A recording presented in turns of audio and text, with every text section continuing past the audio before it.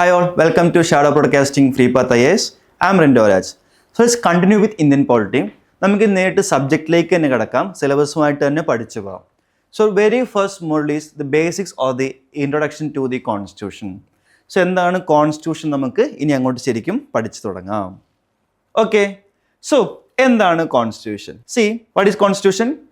It's nothing but a basic legal document. See legal document എന്ന് പറയുമ്പോൾ എന്താണ്?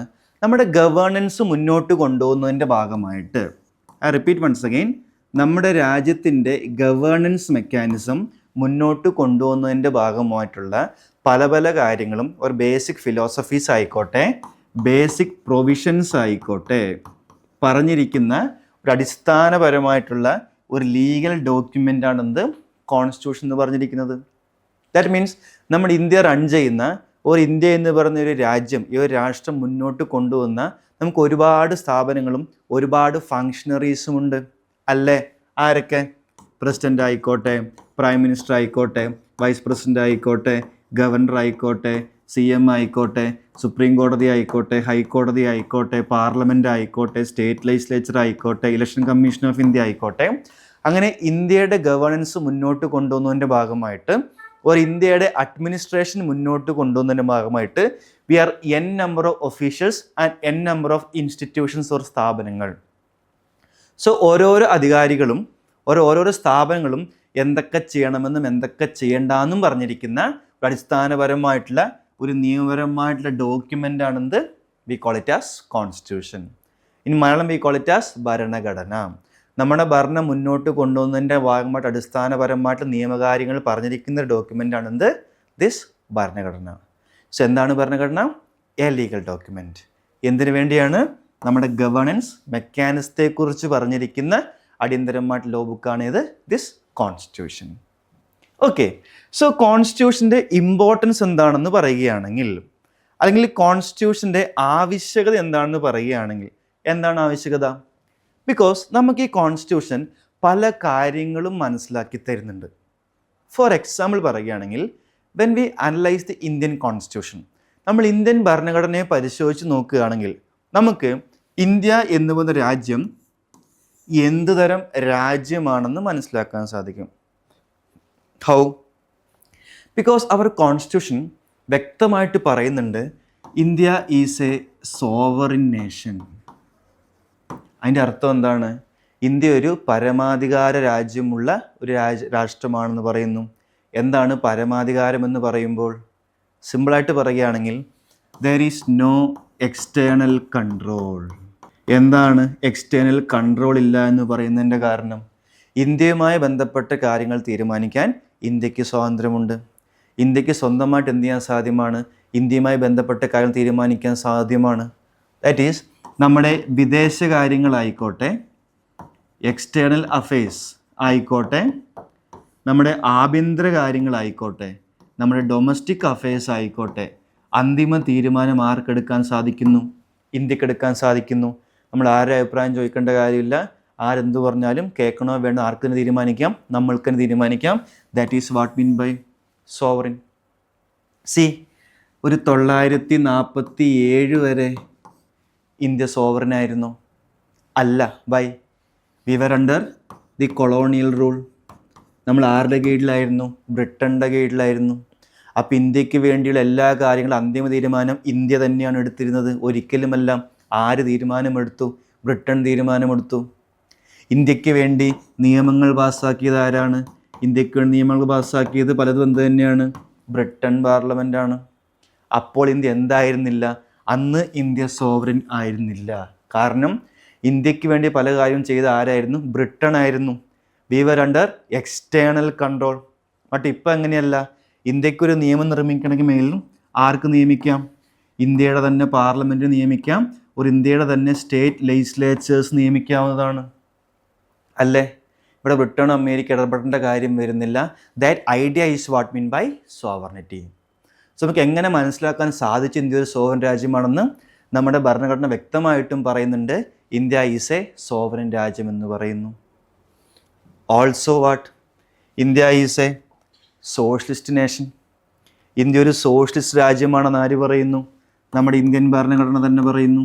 India ഒരു സെക്യുലർ രാജ്യമാണെന്ന് നമ്മുടെ ഭരണഘടന പറയുന്നു. എന്താണ് സെക്യുലർ രാജ്യം മീൻസ്? സിമ്പിളായിട്ട് പറയുകയാണെങ്കിൽ there is no official religion. നമ്മുടെ ഭരണകൂടത്തിന് ഓർ നമ്മുടെ സർക്കാർ സംവിധാനത്തിന് ഒരു ഔദ്യോഗികപരമായിട്ടുള്ള മതം ഇല്ലാത്ത അവസ്ഥ is what mean by secularism. See let's compare. നമ്മൾ പല വെസ്റ്റ് ഏഷ്യൻ രാജ്യങ്ങൾ എടുത്ത് നോക്കുകയാണെങ്കിലും അവർക്ക് എന്തുണ്ട്?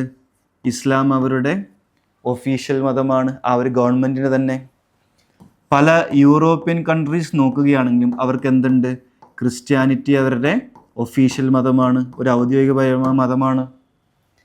ഇസ്രായേൽ നമ്മൾ എടുത്തു നോക്കുകയാണെങ്കിലോ ജൂയിഷ് അവരുടെ എന്താണ്? ഔദ്യോഗികപരമായ മതമാണ്. ഓർ നമ്മുടെ നെയ്ബറിങ് രാജ്യമായ മ്യാൻമർ നോക്കുകയാണെങ്കിലോ ബുദ്ധിസം അവരുടെ എന്താണ്? ഒഫീഷ്യൽ മതമാണ്. എന്നാൽ ഇന്ത്യക്ക് അങ്ങനെ ഒരു മതമുണ്ടോ? നമ്മൾ ഇന്ത്യൻ ഗവൺമെൻറ് സംവിധാനത്തിനോ ഇന്ത്യൻ ഭരണഘടനയ്ക്കോ ഇന്ത്യൻ ഭരണകൂടത്തിനോ ഒരു ഒഫീഷ്യൽ മതമുണ്ടോ? ഇല്ല. That is what mean by we are a secular nation. അതെങ്ങനെ നമുക്ക് മനസ്സിലാക്കാൻ സാധിച്ചു? When we analyse our constitution അത് വ്യക്തമായിട്ടും പറയുന്നു India is a secular nation എന്ന്. This is what mean by nature of Indian polity. So when we analyze Indian constitution, we will come to know that India is a sovereign nation, India is a socialist nation, India is a secular nation, or India is also a democratic republic. What is mean by democracy? ജനാധിപത്യം എന്ന് പറഞ്ഞാൽ എന്താണ്? ജനങ്ങൾക്ക് തന്നെ ജനങ്ങളാൽ ജനപ്രതിനിധികൾ തിരഞ്ഞെടുത്തുകൊണ്ട് അവരാൽ ഭരണം നടത്തപ്പെടുന്ന സംവിധാനമാണെന്ത്? ജനാധിപത്യം എന്ന് പറയുന്നത്. നമുക്ക് എങ്ങനെ മനസ്സിലായി? നമ്മുടെ ഭരണഘടന വ്യക്തമായിട്ട് പറയുന്നുണ്ട്. നമ്മൾ റിപ്പബ്ലിക്കൻ രാജ്യമാണെന്ന് ഭരണഘടന പറയുന്നു. എന്താണ് റിപ്പബ്ലിക് മീൻസ് ഉദ്ദേശിച്ചിരിക്കുന്നത്? What is republic? It simply means the head of state is elected. See in polity ടേംസിൽ സ്റ്റേറ്റ് എന്ന് പറയുമ്പോൾ സംസ്ഥാനം മാത്രമാണ് എന്ന് ദയവായി തെറ്റിദ്ധരിക്കരുത്. പൊളിറ്റി ടേംസിൽ സ്റ്റേറ്റ് എന്ന് പറയുമ്പോൾ രാഷ്ട്രമെന്നോ ഗവൺമെൻറ് എന്നോ ആ ഭരണകൂടമെന്നുണ്ട് ഒരർത്ഥമുണ്ട്. So I repeat once again, in polity terms state also means രാഷ്ട്രം or government mechanism. So head of state എന്ന് പറയുമ്പോൾ എന്താണ്?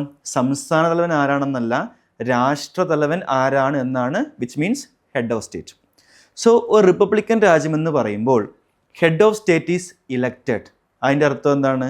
ആ രാജ്യത്തിൻ്റെ രാഷ്ട്രതലവൻ ഇലക്ഷൻ വഴിയാണ്, ഒരു ഇലക്ഷൻ ജയിച്ചത് കൊണ്ടാണ് ആ സ്ഥാനത്തേക്ക് പോകുന്നതെങ്കിൽ we can call it as A republic. അത്തരം ഒരു ഇലക്ഷൻ ഡയറക്റ്റ് ഇലക്ഷൻ ആകാം, ഇൻഡയറക്റ്റ് ഇലക്ഷനുമാകാം. സോ എന്തായിരിക്കാം direct election? Means nothing but people are directly voting, which we call it as direct election. അപ്പോൾ എന്തായിരിക്കാം ഇൻഡയറക്റ്റ് ഇലക്ഷൻ?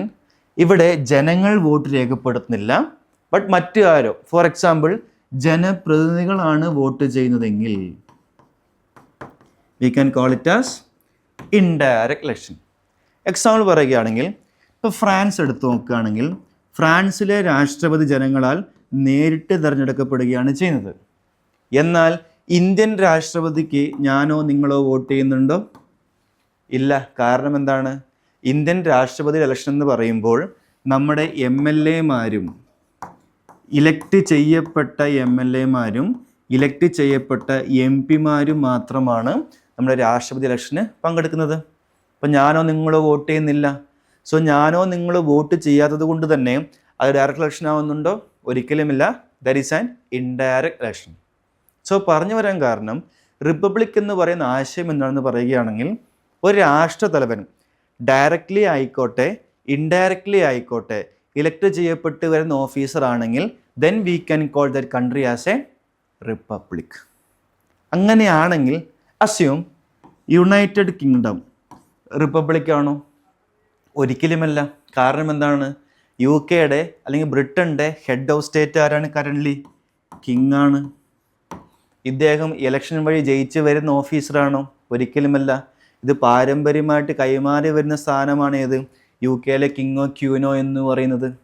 അപ്പം അദ്ദേഹം എന്തല്ല? ഇലക്ഷൻ വഴി വന്നയാളല്ല. അതുകൊണ്ട് തന്നെ UK എന്തല്ല? ഒരു കാരണവശാലും ഒരു റിപ്പബ്ലിക്കൻ രാജ്യമല്ല. This is what mean by the idea of republic. ഇതൊക്കെ പറയാൻ കാരണം ഇന്ത്യ ഒരു സോവറൻ രാജ്യമാണെന്നോ സോഷ്യലിസ്റ്റ് ആണെന്നോ സെക്യുലർ ആണെന്നോ ഡെമോക്രാറ്റിക് ആണ് റിപ്പബ്ലിക് ആണെന്നും നമുക്ക് എങ്ങനെ മനസ്സിലാക്കാൻ സാധിച്ചു? When we analyse our Indian constitution, which simply means the constitution detailedly talk about the nature of polity, which means ആ രാജ്യം ആ രാഷ്ട്രം എന്തുതരം രാഷ്ട്രമാണെന്ന് ഭരണഘടന വ്യക്തമാക്കുന്നു. Then this ഭരണഘടന talks about the various organs of the government. നമ്മൾ സിലബസ് പഠിച്ചപ്പോൾ വ്യക്തമായിട്ട് പറഞ്ഞായിരുന്നു എന്താണ് various organs. Legislature for law making, executive for implementation, judiciary for adjudication. So parliament എന്തൊക്കെ ചെയ്യണമെന്നും ചെയ്യേണ്ടെന്നും, കേന്ദ്ര സർക്കാർ എന്തൊക്കെ ചെയ്യണമെന്നും ചെയ്യേണ്ടെന്നും, സുപ്രീം കോടതി എന്തൊക്കെ ചെയ്യണമെന്നും ചെയ്യേണ്ടെന്നും ആര് പറയുന്നു? ഭരണഘടന പറയുന്നു. അതുപോലെ തന്നെയാണ് സ്റ്റേറ്റ് ലെജിസ്ലേച്ചർ എന്തൊക്കെ ചെയ്യേണ്ടെന്നും സംസ്ഥാന സർക്കാരുകളെക്കുറിച്ചും ഹൈക്കോടതിയെക്കുറിച്ചും ആര് പറയുന്നു? ഭരണഘടന വ്യക്തമായി പറയുന്നു. This is what mean by the ഭരണഘടന talks about the various organs of the government mechanism.